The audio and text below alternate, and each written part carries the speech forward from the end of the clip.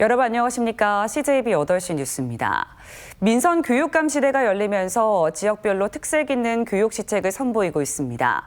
충북에서는 이번 겨울방학에 초등 고학년들을 대상으로 학력 도약 교실을 운영했는데요. 이 학부모들의 사교육 부담을 덜어주고 학생들의 방학 격차를 해소하려는 공교육의 제 역할 찾기라는 평가를 받고 있습니다. 이 시책이 순조롭게 출발할 수 있었던 배경에는 교사들의 적극적인 참여 덕분이었습니다. 조상우 기자입니다. 청주의 한 초등학교입니다. 겨울방학이지만 교실마다 다양한 수업이 운영되고 있습니다. 과학실에서는 현미경으로 양파 세포를 관찰하고 다른 교실에선 코딩 수업을 통해 자신만의 게임이나 콘텐츠를 제작합니다.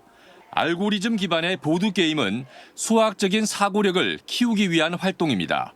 늦잠 대신 학교에 나온 아이들, 스스로 잘한 선택이라고 생각합니다. 혹시 집에 있었으면 늘어지고 놀기만 하고 쉬기만 해서 방학을 잘 보내지 못했다는 생각이 들 수도 있는데 이렇게 나와서 코딩을 또 배우니까 재밌고 좋은 경험인 것 같아요. 충북교육청이 이번에 시작한 겨울방학 학력도약 이음교실은 초등 고학년들이 중학교 수업에 잘 적응할 수 있도록 부족한 교과를 보충하고 다양한 융합 수업을 경험할 수 있는 배움터입니다. 방학 기간에는 사교육비 부담이 더 늘어나고 각 가정이 그 부담을 감당할 수 있는지 여부에 따라 아이들 학력 격차가 더 커지는 이른바 방학 격차를 공교육이 나서서 완화해보자는 게 주된 취지입니다. 방학 기간이 길수록 가정의 사회, 경제, 문화적 배경에 따라서 학력 격차가 벌어질 수 있지만 우리가 추구하기는 겨울방학 학력도약 이음교실을 통해서 교육의 사각지대를 극복하고 아이들 한 명 한 명의 성장을 지원하여 공교육의 품을 지속적으로 넓히겠습니다. 참여 학교는 82개로 5, 6학년 1,170여 명이 학교별로 편성한 1, 2주간의 교육 프로그램을 수강했습니다. 특히 외부 강사를 초빙하지 않고 교사들이 직접 제자들을 지도했는데 참여 교사가 330여 명으로 집계됐습니다. 제가 가르치던 학생들이다 보니까 훨씬 더 학생들에 대한 파악이 잘 되어 있고 그래서 학생들이 뭐가 필요한지 어떤 활동을 했을 때 학생들이 더 흥미를 느낄 수 있을지. 충북교육청은 제도 취지에 대한 학부모 이해도를 높여 다음 방학 때는 꼭 필요한 학생들이 더 많이 참여할 수 있도록 노력한다는 방침입니다. CJB 조상우입니다. 정부는 2년 전부터 비수도권 대학 30곳에 5년간 학교당 1,000억 원을 지원하는 글로컬 대학 30사업을 진행하고 있습니다. 대학이 여러 산업 분야와 파트너십을 맺어 혁신적인 변화를 할 수 있도록 하겠다는 취지인데요. 충북대학교가 AI 업체와 손잡고 자서전이나 기록물을 만드는 프로젝트를 진행하고 있는데 학생과 지역사회에서 큰 호응을 얻고 있습니다. 박원 기자입니다. 충북대학교에 재학 중인 전서희 학생이 폐지 줍는 어르신을 만나 인생 스토리를 인터뷰한 내용입니다. 평범하게 살았습니다. 편안한 마음으로. 녹음된 음성 기록을 AI 편집 툴에 집어넣자 구어체가 문어체로 변해 한 개의 글이 뚝딱 완성됩니다. 정말 힘들게 작업해야 되는 것들을 AI 툴을 이용해서 정말 쉽게 몇 분 만에 끝낼 수 있어서 이런 기술을 배울 수 있다는 게 좀 의미 있었고 앞으로 사회를 나가서도 이번에는 만들어진 문장에 어울리는 사파를 생성합니다. 그림과 글을 배열해 한 페이지로 만드는데 채 5분이 걸리지 않았습니다. 다양한 사람들을 만나보고 다양한 경험을 해본다는 생각으로 임했고요. 편집 쪽에도 참여를 하는데 그런 능력을 갖추면은 아무래도 여러 방면에서 도움이 될 수 있겠다고 생각을 하였습니다. 충북대학교가 글로컬 대학 30의 일환으로 추진하고 있는 지역사회 기록물 AI 제작 프로젝트입니다. 관련 학과 학생 20명이 각각 주제를 정하고 지역 주민에게 들은 이야기를 토대로 AI 기술을 활용해 다양한 내용의 책을 제작하는 겁니다. 세상에 위대한 사람, 훌륭한 사람만 자신의 글과 이 기록을 남기는 게 아니라 보통 사람, 배우지 못한 분들도 모두가 기록을 남길 수 있는 툴로 제작을 했고요. 그런 기록물들이 세상에 많아지기를. 대학은 지역사회의 역사와 문화를 생생히 기록할 수 있고 학생들은 AI 기술을 습득하고 직접 책까지 만드는 일석이조의 효과를 거두고 있습니다. AI 기술 능력을 좀 강화시킬 수 있는 그런 기회가 되고 이를 통해서 이후에 취업하는 데 있어서도 도움이 많이 될 것이라고 생각을 합니다. AI 영역이 갈수록 확대되는 가운데 AI 기술을 활용한 색다른 프로젝트가 지역과 대학, 학생 모두에게 의미 있는 기회가 되고 있습니다. CJB 박원입니다.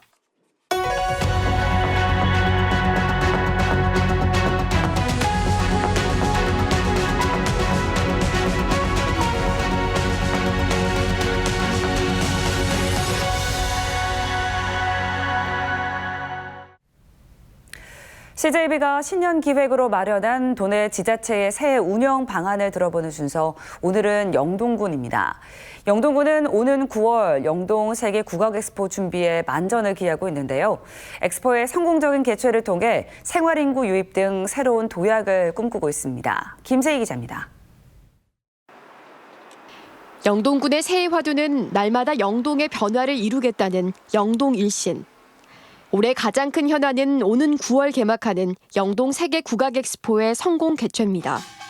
영동군은 일회성 행사에 그치지 않고 지속 가능한 국제 행사로 자리매김할 수 있도록 준비에 박차를 가하고 있습니다.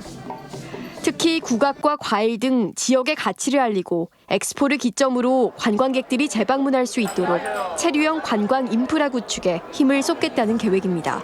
원류봉이라든지 양산 팔경, 그 물안계곡 등 많은 관광 자원을 최대한 활용을 해서 그분들이 다시 영동을 재방문하고 체류할 수 있는 그런 체계를. 초고령 사회 진입에 따라 미래 농업에도 집중하고 있습니다. 청년이 미래 농업의 주축이 될 수 있도록 스마트팜 복합단지를 조성하고 교육 인프라 구축과 ICT 융복합 시설 장비 지원도 확대합니다. 또 농산물의 안정적인 판로 확대를 위해 로컬푸드 직매장과 온라인몰 마켓 영동 등을 내실 있게 운영한다는 계획입니다. 저희들이 해오던 방식의 농업에서 좀 탈피를 해서 좀 더 자동화되고 기계화하고 이런 부분에서 스마트팜 공모 사업에도 적극적으로 저희들이 추진해서. 영동군 의회도 불안한 전국 속 지역 경제 회복에 초점을 맞추고 영동 세계국악 엑스포가 순항할 수 있도록 함께 뜻을 모으겠다고 밝혔습니다. 뱅기관과 이제 협조를 해서 잘 될 수 있게끔 노력해야 되겠죠. 여야를 떠나서 의원들끼리라도 힘을 합쳐서 최선의 노력을 할 겁니다. 영동군의 새로운 도전인 국악의 세계화와 체류형 관광을 통한 생활인구 유입까지 새로운 도약을 꿈꾸고 있는 영동군의 시책이 어떤 성과로 이어질지 주목됩니다. CJB 김세희입니다.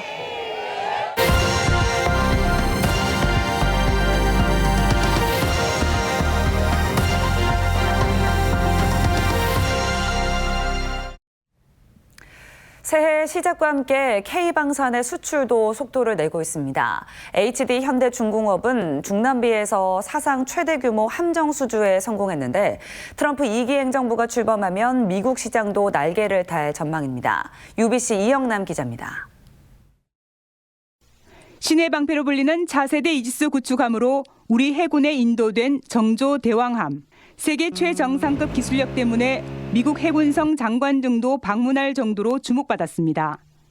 HD 현대중공업은 새해 시작부터 K방산 분야 수출을 다변화하고 있습니다.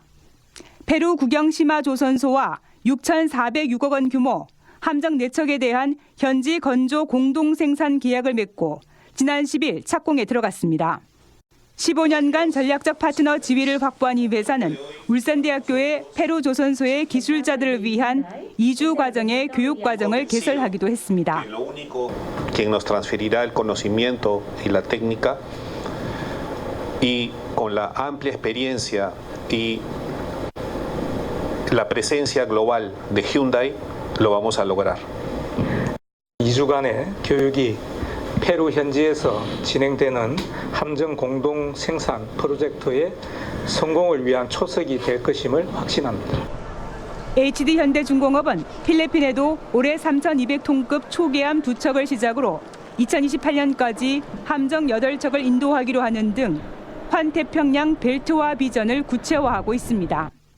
특히 트럼프 2기 행정부 출범으로 미국 시장 진출도 기대감이 높습니다. 연간 20조 원에 이르는 미국 MRO, 즉 함정 유지 보수 사업 참여가 기대돼 슈퍼사이클에 진입한 조선업은 방산 분야에서도 순항이 이어질 전망입니다. UBC 뉴스 이영남입니다.